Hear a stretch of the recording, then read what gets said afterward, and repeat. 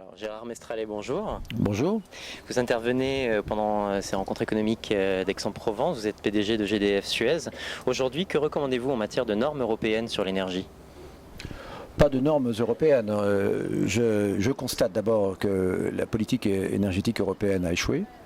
Elle a échoué sur ces trois composantes, qu'il s'agisse du climat, puisque les émissions de CO2 dans l'énergie, par exemple, augmentent alors qu'elles baissent aux États-Unis.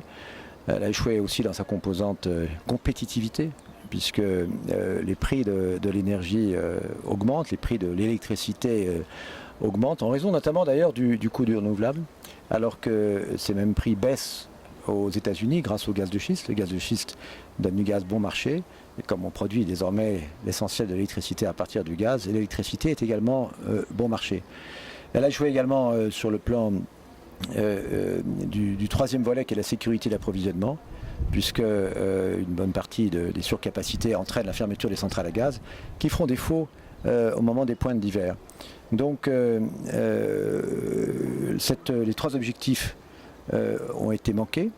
S'ajoute à cela le fait que une partie de l'industrie énergétique européenne est détruite en quelque sorte dans sa composante turbine à gaz par les surcapacités d'énergie renouvelable. Donc sur la base de ce constat, j'avais réuni les plus grands énergéticiens européens à la veille du sommet de Bruxelles consacré à l'énergie.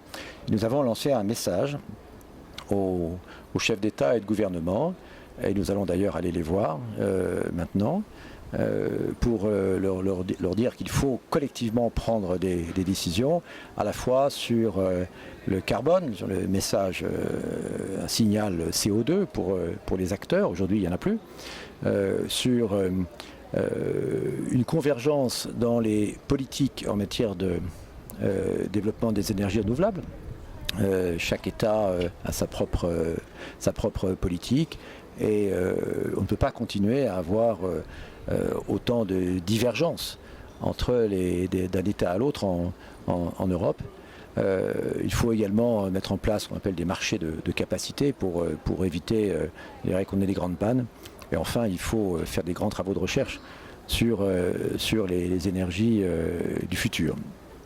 Gérard Mestralet, je vous remercie. Merci.